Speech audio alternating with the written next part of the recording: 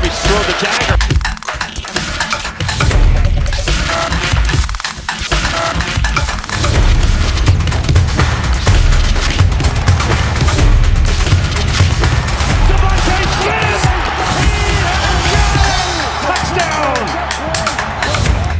Hello and welcome back to the Squawking Eagles Podcast. I'm your host, Mike, and I'm joined by Miguel. Yo. Buddy? You know what How's is. It going? It's going. We're 2 weeks closer to that September 4th kickoff. I'm getting excited, my friend. I can't believe it. It's, we were just talking off camera here, and the fact that next week is going to be our week of predictions, and the following week we're talking about week one already. Yes, sir. That was quick. That was very quick. Yes, like I said earlier, time flies when you're busy. For sure. This has been a quick summer, and yes. Between a lot of like work and raining, and there's a lot of rain that kind of made things go a little bit faster because we wanted the day to be over with all that rain. So glad to be happy talking about Eagles football. And so we got a few segments to talk about today. We're going to talk about the Eagles joint practice with the Browns. Okay. We're going to talk about the preview of this Saturday's game against the Browns, their second preseason game. And then we're going to talk a little bit about Jalen Hurts and what his, I guess you could say his, is he the face of the NFL, or is he an up and rising face of the NFL? So we'll talk a little bit like that. I mean, that depends on who you talk to and the tiers that he's a part of, or who puts the tiers together. So we're going to talk about that. All right. So you're going to follow us on Instagram, Squawking Eagles Podcast. Give us a subscribe at YouTube, Squawking Eagles Podcast. Follow, comment, all that shit. All that. We need our Spotify comments and our Apple Podcasts reviews. That'd be great. Yep. Thank you.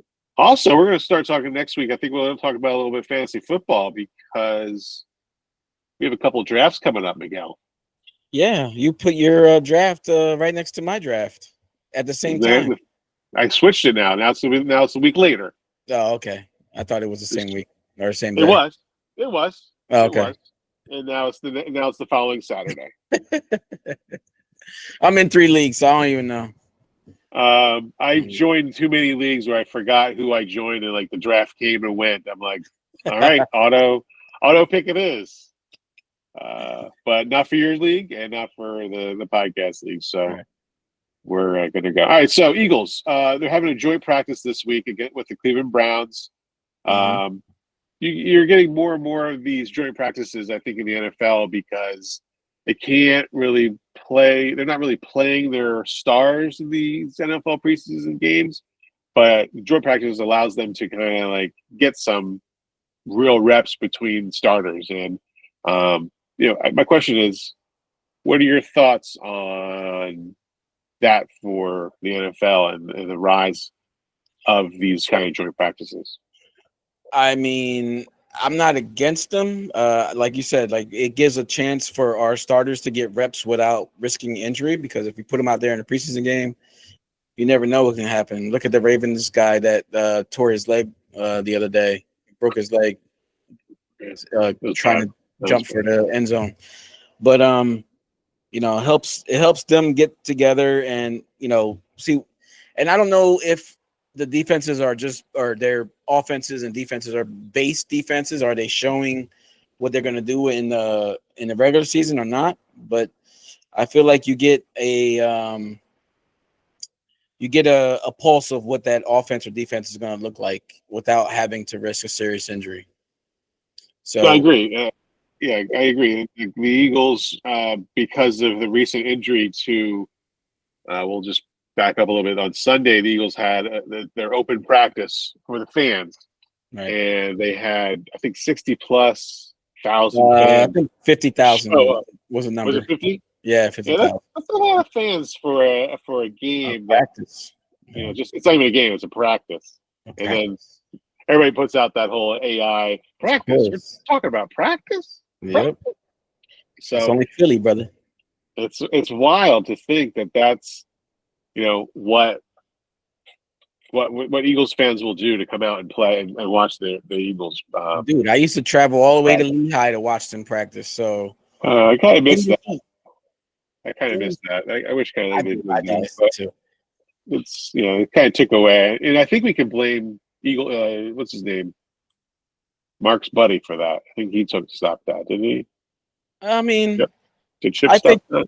I think that it's probably better that they stay at NovaCare because they have all the equipment, they have all the staff there. You know what I mean? Like, there's no need to be traveling and making these guys sleep in uncomfortable bunk beds and dorm room times beds. have changed. Yeah, no, we don't need that.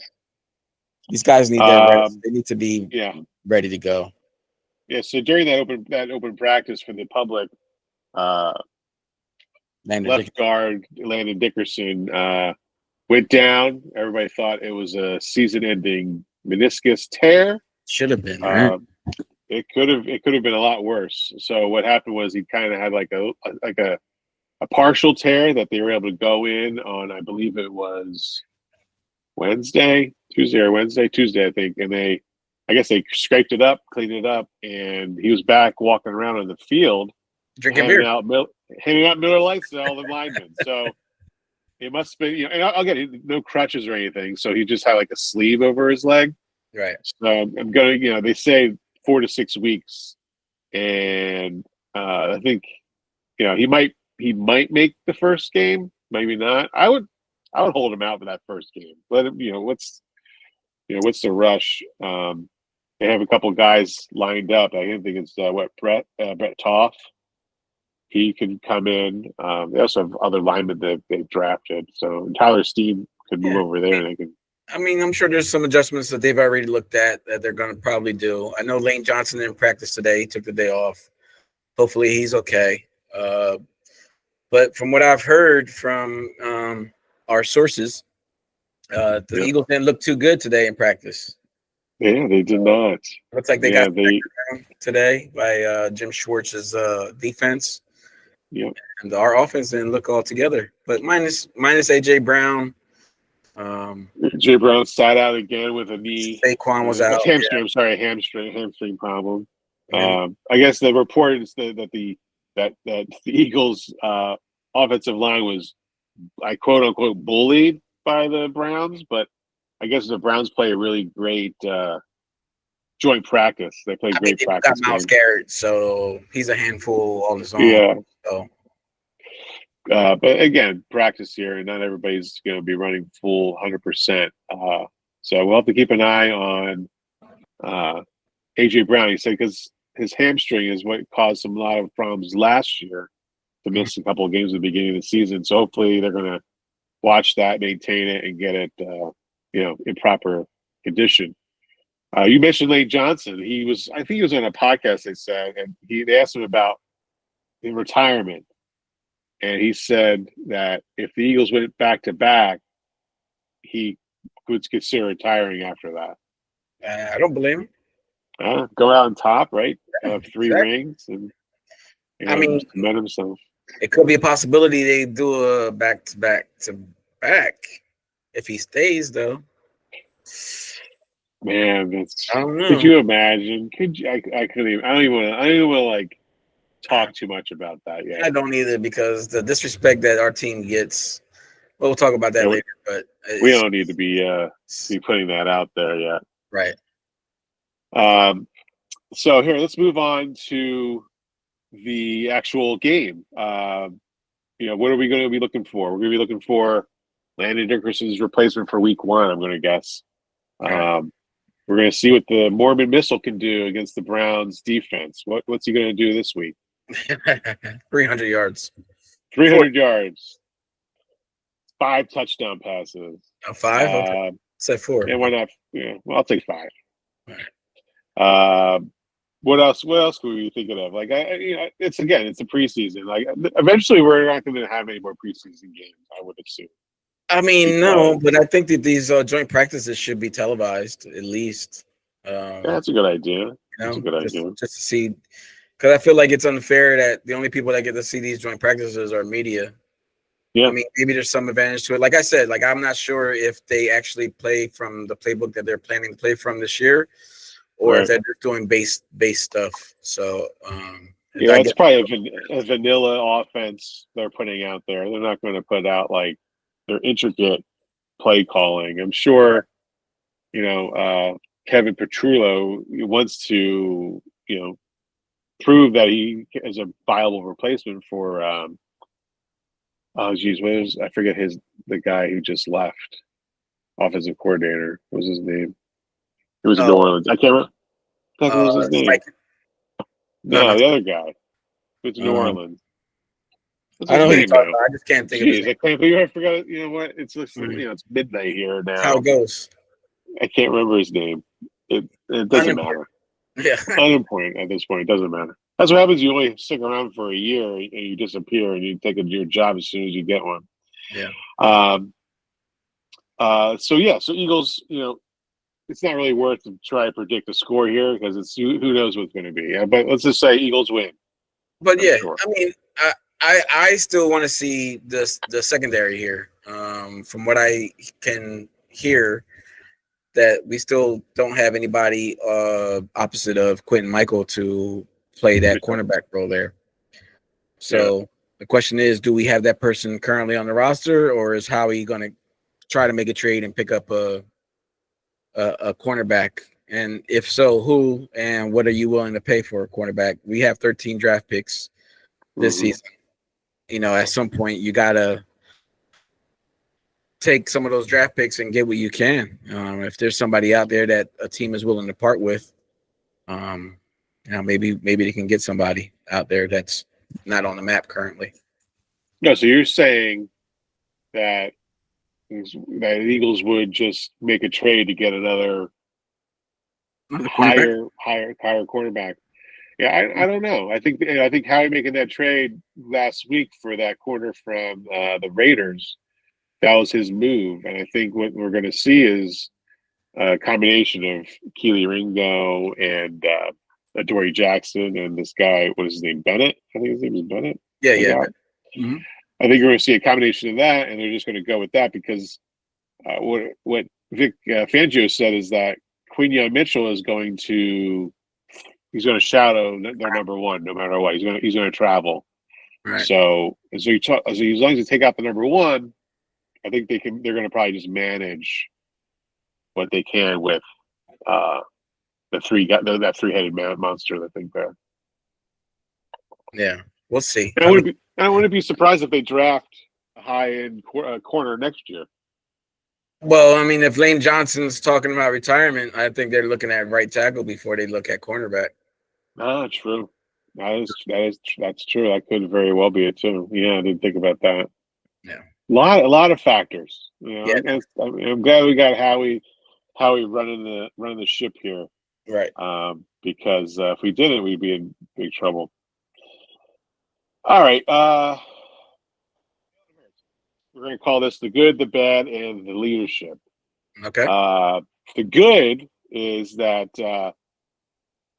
there's the Madden. I guess the Madden. Mark was talking last week about how Madden was giving Jalen Hurts like more interceptions and more problems than he normally would throw interceptions in a game. So apparently Madden acknowledged that. And throwing interceptions is a bad. They're going to fix that, and because people are listening, I think people are listening, and they're going to fix that. Good. I hope that Landon Dickerson's knee is at 100% when he comes back. I don't want them rushing back. He gets hurt again, and then there's a problem with the offensive line now, and we got to protect Jalen. Jalen still needs that protection no matter what. I agree. I wouldn't think that they would put him back out there if it was a high risk for him to injure it further. Yeah, sure. So I think that 4 to 6 weeks should be good enough, and that'll take us to I think week 3. Comes back week 3. Yeah. The bad. I want you to talk about the bad. Okay. The bad is what the media outside is talking about Jalen Hurts. I want Listen, you to talk about that. I mean, every sports outlet has their tiers of where they want to rank these quarterbacks at, and every one of them I've heard have Jalen outside of the top 5, and I feel like, and I think we touched on this last week. I feel like they punished Jalen for how he's success and being able to build a team, and then people discredit him. Oh, he can't go out there and win the Super Bowl by himself. But listen, man, what quarterback has gone out and won the Super Bowl by himself? Like this is a team sport. Every quarterback plays with 10 other players on the field. It's not like they're doing it by themselves, right? Mm-hmm. And if you're going to, and I'm still on this from Gilly, because he said this earlier on a podcast, but and he's right. If you're going to discredit Jalen for winning the Super Bowl because of the talent he has around him, then you have to discredit Joe Montana. You have to discredit Steve Young. You have to discredit Troy Aikman. You got to discredit so many other quarterbacks out there that have won. Like, give him his respect. Stop penalizing Jalen because of the fact that how he knows how to put a team together and built a team before he got his quarterback. This is what we're supposed to do in the NFL. That's a good point. There was a tweet out that said 2025 QB goals. I'm just going to read off. Like, of course, this is a joke here, but it says Mahomes, just win. Josh Allen, just win. Mm-hmm. This is like the media, what the media says about these players. Lamar, just win. Burrow, just win. Hurts, win. Don't run so much, and the tush push isn't fair. Throw more, even if it's strategically illogical, but don't throw it to the wide receivers because they're too good. Don't use Saquon, block a punt. Like, that's the amount of things they put on Jalen to say, hey, Jalen, if you want to succeed, you have to do all these things that prove to us that you are a top, let's just say top 5 quarterback, right? Exactly. But like, Mahomes, Josh Allen, they're like, just win the game, and then you're good. We're not going to say anything bad about you. And I think Jalen Hurts is still, even though winning the Super Bowl, was not good enough. It's not. It's not good enough, and it's so blatant that it's not good. It's like freaking ridiculous at this point. It's a joke at this point. It's freaking ridiculous. It's like, when was Lamar Jackson in the Super Bowl? A couple years ago. Oh wait, never, right? Never in the Super Bowl. Right. When was the last time Joe Burrow was in the Super Bowl? He lost. Right. And that was like what, 2022? 22 or 21, somewhere around there. Yeah, he lost the Rams. Hasn't been back since. Justin Herbert, has he been in the Super Bowl? No. Okay. So why is he getting punished for already? Jalen's been in the league. What? This is his fifth year? Sixth year. He's been in the Super Bowl 3 times? Twice? Won one, lost one, right? Yeah. And he still can't. It's like he's been playing in the 6th season he's been here.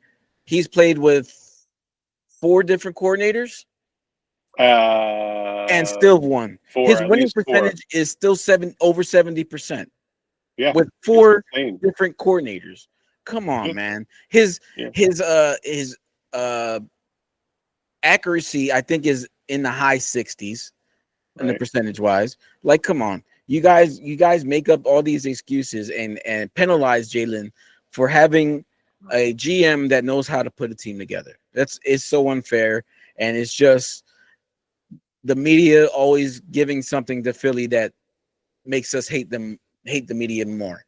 Even more. Yeah, for sure. They asked Jalen Hurts, do you feel more confident this year than you did last year? He's like, yes, I shouldn't always feel confident every year. And he goes, do you think you can win a Super Bowl again? And they're like, well, I did it once, which means I can do it again. Right. He's got he always has something to one up their ridiculous question. Like, seriously, are you asking him if he's confident enough? Like, they're just trying to catch him in in a way where, okay, yeah, this guy, he thinks he's too good now. That we got to chop him down yet again. Like, you can't chop this guy down any more than he's already been chopped. Like, Right. he's not. He's going to succeed, and he's going to keep succeeding because that's what he does. He keeps succeeding. I'm guilty of saying not so good things about him years ago, right? Yeah, we both Pretty are. much when we first started this podcast, you and I always were like talking. Like, Jalen Hurts, we don't know if he's that good. We were there. Right.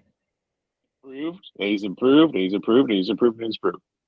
And I told you, like, beginning of this season of our podcast, I'm like, I'm not saying anything bad about Jalen Hurts. Yeah, I'm not. I'm definitely 100% on Jalen's bandwagon. I will not speak negatively about him. I will not place complete blame on him for losing a game because, like I just said, this is a team sport. Yeah, and if it's blatant that the Eagles lost the game because of him, I will say, yeah, it was because of his mistakes. But I'm not going to be out there looking looking at everything that he does is like to make sure, I'm going to catch him doing something. No. Right.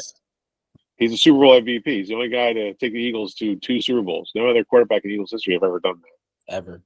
So let's this is a different era of Eagles football, and let's go for the ride here. This is going to be a good ride. Like the young kids say nowadays, put some respect on his name. Let's go, That's man. right.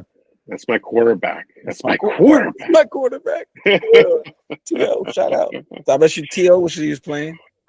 I bet he does. I think somebody just played that video. It's been like almost 20 years since that happened. Right. His anniversary not too long ago. Yeah, that's insane. Yeah. I just wanted to point. I read something here I was reading about, but I guess I must have lost it here. No, I'm excited. We're almost 3 weeks away from September 4th. I'm excited for this season. We're gonna do next week. We're gonna do our predictions. I'm gonna put out questions on Instagram. So if you follow us on Instagram, look at our stories. We will post some questions for this upcoming season. We'll do a kind of like a fan vote, and we'll do a podcast. The 3 of us will do our vote and see how close we are in predicting the NFL season, not just the Eagles season, but overall the whole season. I think we talked earlier last year that the 3 of us were going to pick a division and kind of predict that division. Do you remember us talking about that? I don't remember that. I smoke a lot of weed, so I don't remember a lot of things. So I think we're going to pick a division. You'll probably get your Jacksonville Jaguars division. I'll get my Colts. Is the Colts and Jaguars the same division? No. AFC South, yeah, they are. Oh, okay, so maybe you'll get that division, and I'll get another one, and Mark can pick whatever his division he wants. And then we'll do Eagles predictions. We'll do NFL All-Stars and not Pro Bowl, but MVPs. And that will be next week. And then the following week, we're talking about week 1 already. So we've got that. We're not planning to record during the first game of the season, right? Because that's on a Thursday. That's right. That's right. That's why we're recording that Thursday, the Thursday before. Okay. The 28th. All right. I think that's the 28th. I already told my wife I know it's our anniversary that day, and so we're gonna celebrate and podcast that night. So that's what we're doing. Sounds good to me. Yeah. That's all we got for me. I mean, we just wanted to catch up. Kind of keep updated, kind of get back in our rhythm of recording every Thursday. Definitely. So definitely keep tuning in, following us on all of our socials, TikTok, Instagram, YouTube. We need to start getting those more follows in. So yeah, keep following, keep sharing. Yep. And that'll do it for us. You already know how we do. EAGLES. Eagles. Go Birds. I got to pick a different song because I keep getting flagged these past couple of weeks. Pick something.